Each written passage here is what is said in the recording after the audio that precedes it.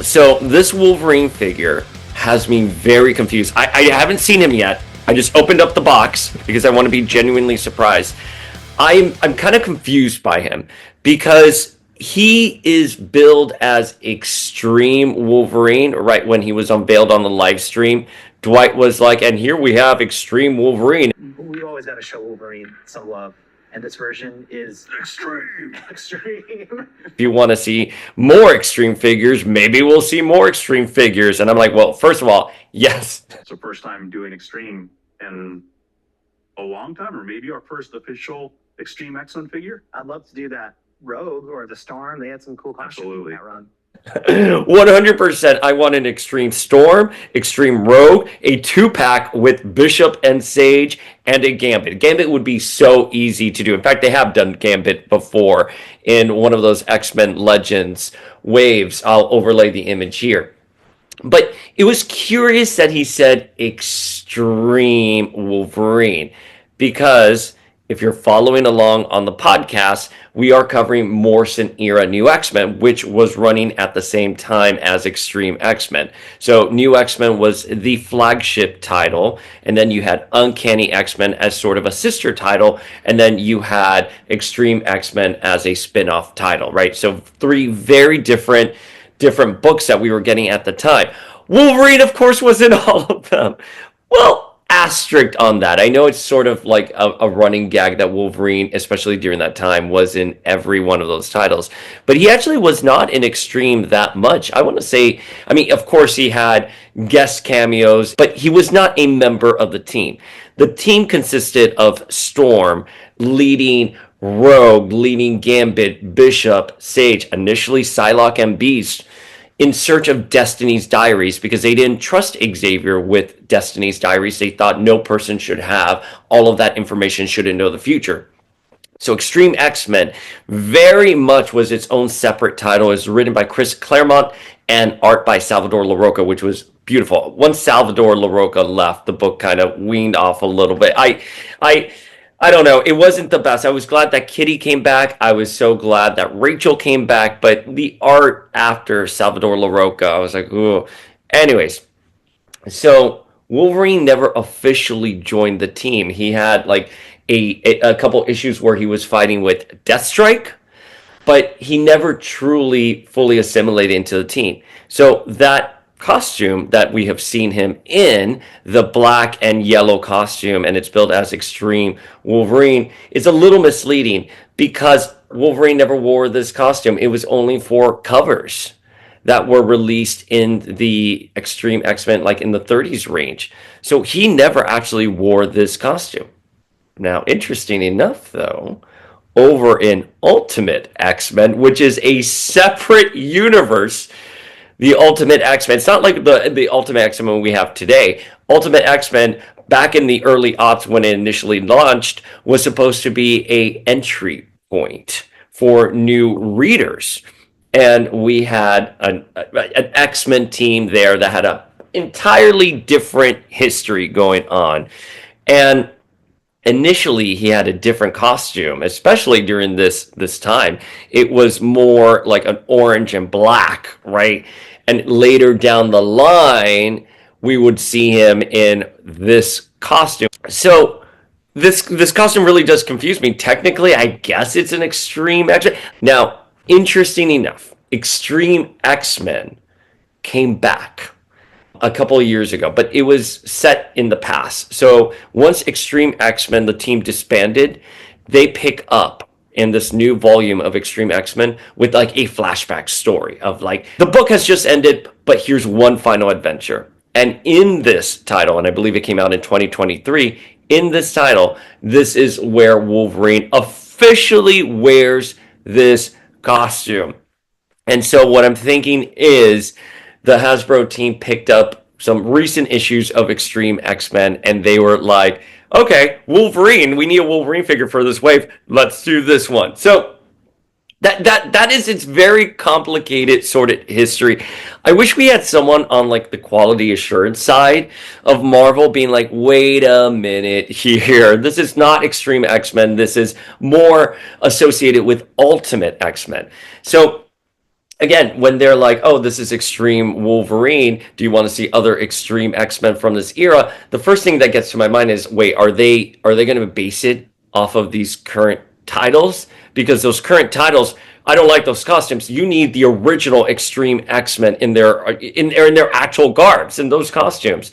Because technically, it would have been Morrison Wolverine. If you were doing this era, it would have been Morrison Wolverine. And we have also gotten a Morrison Wolverine in those early Marvel Legends Day for an X-Men specific wave. It was along with like Archangel and Cyclops, Jim Lee Cyclops. It was a great wave. I mean, we were eating well. I remember when I found that wave, I was in Pennsylvania, at a Toys R Us in Pennsylvania back in like what, 2003, 2004.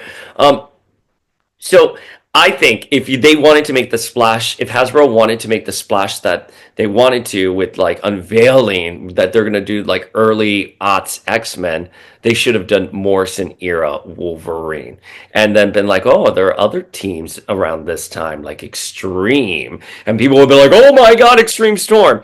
Instead, you have neurotic collectors like me who are worried. It's like, wait a minute, but you're not going to do Extreme X-Men costumes based off of that current flashback story that just released in 2023.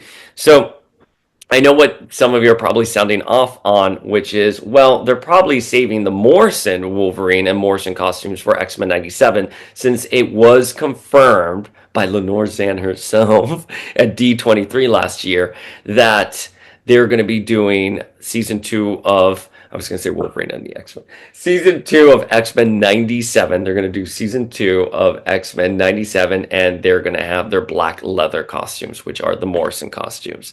Ah! Listen, I of course understand from Hasbro's perspective that if you're going to be doing the Morrison era costumes for X-Men 97, you would save those for an X-Men 97 Wave 4, Wave 5, whatever. However, no. I don't want those costumes rendered as the X-Men 97, line. And I love the X-Men 97 line.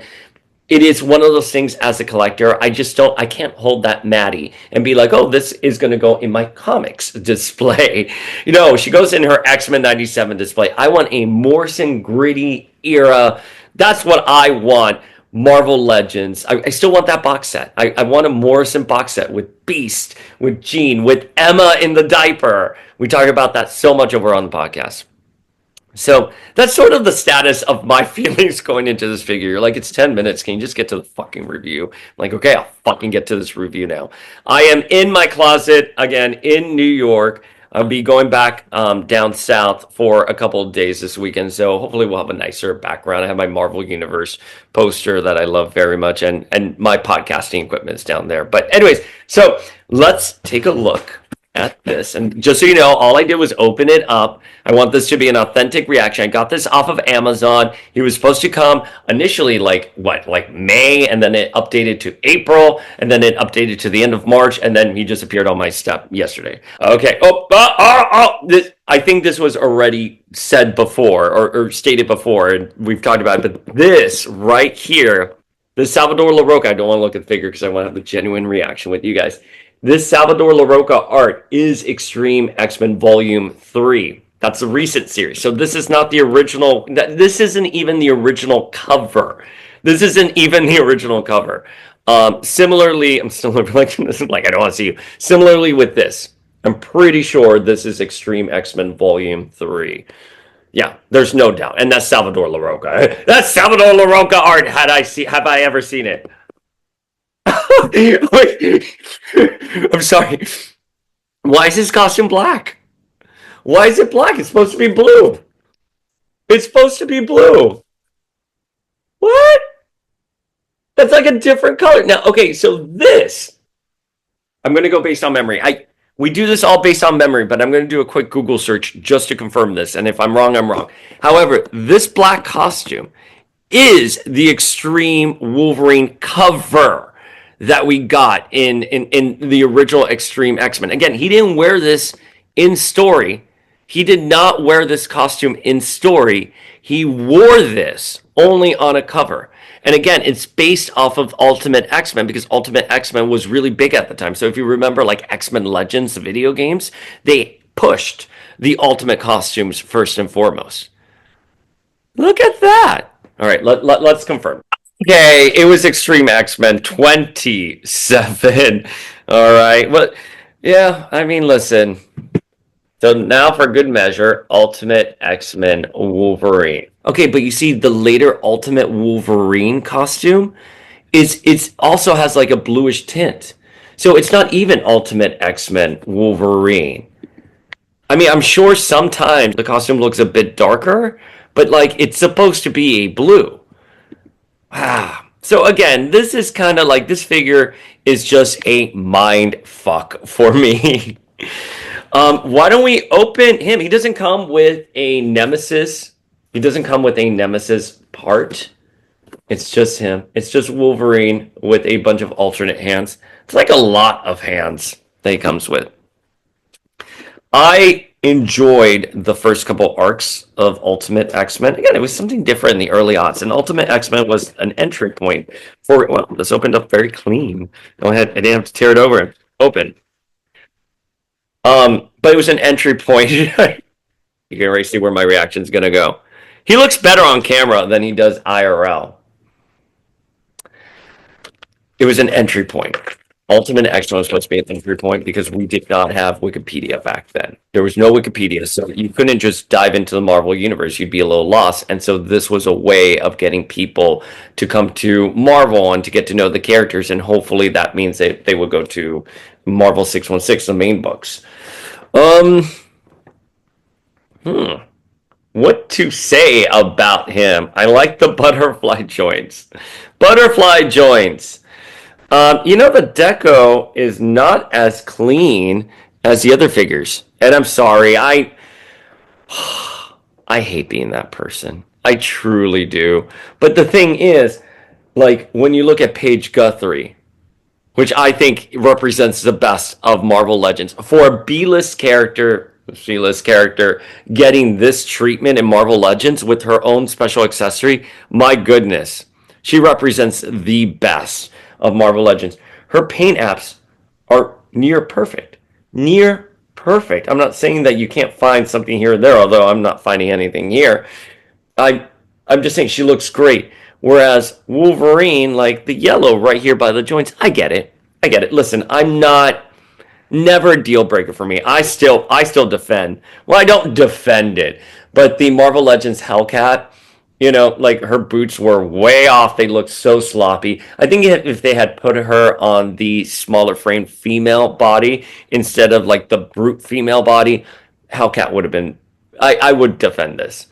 So I think he's really ugly. I don't think he's that good of looking of a figure. I mean, listen, the actual deco on the face, that's beautiful. Look at that. It's a great face. It's a great menacing Wolverine. But it's just not, I don't know, it doesn't look good.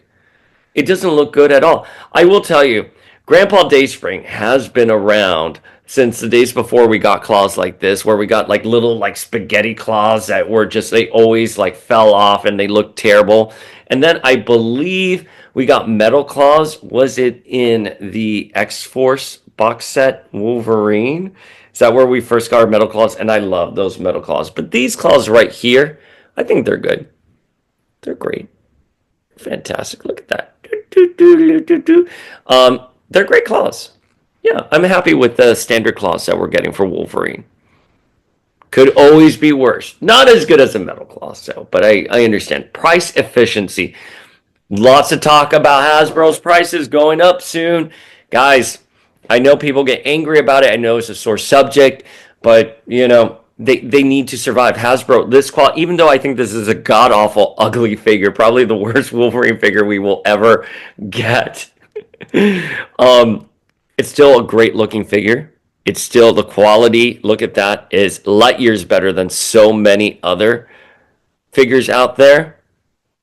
You got a belt right there, little pouches. And look at the detail right there. But in order for this to work, it has to be cost efficient. And I think it's pretty clear after seeing some interviews with Chris Cox, where it's pretty clear, I think, that what's driving revenue for Hasbro is not toys, because if it was, we wouldn't be in this mess. It's probably IP. And I think that's why they're switching to IP, being an IP business. So, you know, they gotta make money somehow. So I don't want the price of Legends to go up or anything, but with a lot that's going on in the world, with a lot that is happening, these prices are inevitable. That's just the way it is, sadly. But yeah, I listen, if I could return him, I probably would return him right now. It's a horrible thing to say. You know what's a good looking Wolverine? And I have him right here. And I call him my Malibu Stacy with a hat Wolverine, is the one that came with Sabretooth. Look at this Wolverine. Look at now this is a figure I would pay $24.99 for, or 23, however much Legends are. He obviously we paid more for him because he came with Sabretooth, but gosh damn, was that a great Sabretooth. But yeah, this Wolverine, I just think in comparison, it's just not like it like, look at that face. Look at your face. To quote number 3 from Battlestar Galactica. Yeah, I think this is the worst Wolverine figure I have seen in a while, because look at this astonishing Wolverine. Oh, look at that. Look, as compared. Look, come on. These Wolverines right here, they're such good looking Wolverines. Excellent Wolverines. Happy to have them in my collection, Wolverine. And then you get this guy right here.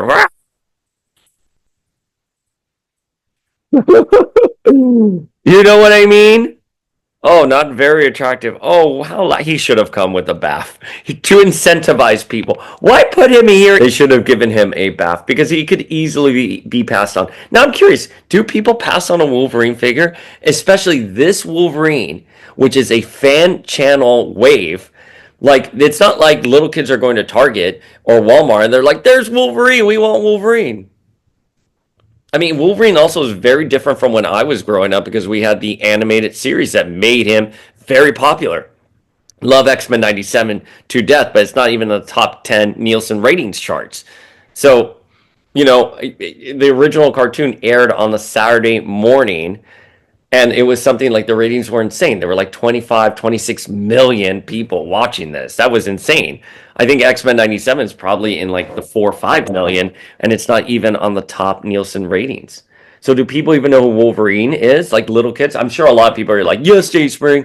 That's fine. But I know they know Hugh Jackman Wolverine, but would it be an incentive enough for them to pick up this figure? I don't know. I'm looking sad. Like, I don't know. Like my nieces, they know who Ryan Reynolds is. I'll say Deadpool and they'll say Ryan Reynolds. It's kind of like Marco Polo. I'm like, Deadpool, and they're like, Ryan Reynolds. I'm like, no, Deadpool. They're like, Ryan Reynolds. They know Stranger Things. That for sure. They know Stranger Things. Yeah, not a great looking figure as compared to the other 3 that I have in this wave. This is how I would order them. 1 being Page, 2 being Gambit, Wolverine being dead last. I can't imagine, unless Cortez, Marrow are going to be disgusting, and Cyclops, unless they're going to be like disgusting and ugly figures, I don't see anyone being worse than this Wolverine. It's such a shame. And if we are getting Extreme, is it going to be original Extreme X-Men, those costumes that we all love, or is it going to be the garbage we got in those in the volume 3? I'm sorry, I'm so sassy today. I had a gig last night, and it went well, and I went to the after party, so I'm a little hungover. So maybe I'm a little bit more off the cuff than normal. But yeah, that was a garbage series. I'm sorry, these flashback series, they don't do well. And I know Chris Claremont was writing it, but Chris Claremont hasn't really delivered a really great story since probably that original Extreme X-Men back in 2001. There's a reason why he's sporadically on the books. But Salvador LaRocca and Chris Claremont, I'm glad they reunited to give us one more story of Extreme, but no one read it. It was set after the original run. The costumes were different. They were not the fan favorite costumes we love. We need the original Extreme X-Men costumes. And overlaying that image here, we need those costumes. But are they going to do Ultimate X-Men? I don't know who this figure is supposed to represent. They said Extreme on the Hasbro live stream. But you know what? I could get behind an Ultimate X-Men wave. I think give us another Wolverine if you're going to lean into Ultimate X-Men. Like, give us that original Tomorrow's People. I believe that's the name of the arc. Tomorrow's People Wolverine, where it was like an orangey yellow situation in his costume. I thought that looked great. Give us that. Do Hasbro based off of Ultimate X-Men, the first volume, not the later volumes. No, not the later volumes. The first volume, Tomorrow's People. I'm telling you, that's the one everyone wants to see. Don't buy him. If you love Wolverine and you want Wolverine, like all your Wolverine, if you're a Wolverine completionist, of course, no brainer, buy him. But you don't need him. Unless you like Ultimate X-Men or that volume 3 of Extreme. Yeah, probably one of the most disappointing legends I have gotten in a very long time. Again, the bar is just really high with Astonishing Wolverine and Logan. Just the bar's unnecessarily high. Unnecessarily high. They had no business. It's my new favorite thing to say. They had no business to give us Wolverines this good. And then we get this one, this little monstrosity. Thank you for sticking to this episode of Power of X-Men. I'm sorry for the rant. Hit that subscribe button, ring that notification bell so you never miss one of these very informative, neurotic, low budget, I think being the operative word here, reviews that we post here. I said I was going to do them for this entire wave. This is an X-Men theme wave. We have 4 more figures left to do. We need to do Fabian Cortez, which I'm so excited for. We need to do Nightcrawler. We need to do Cyclops, and we need to do Marrow. And I'm so excited for Marrow. And you know, Nightcrawler is going to be another rant. I think X-Factor, Cyclops, and Cortez are going to be straight interviews because their continuity and that they're based off of is pretty straightforward. That Nightcrawler, that uncanny X-Force Nightcrawler, get ready for that rant. That's not as easy as we may think. And Marrow, although could be very straightforward, that look is based off of a very specific adaptation of the character, which I'm happy. Let me be very clear, very happy. But I wonder how we can talk about how that compares to the original source material. Okay, Familia, leave those comments below.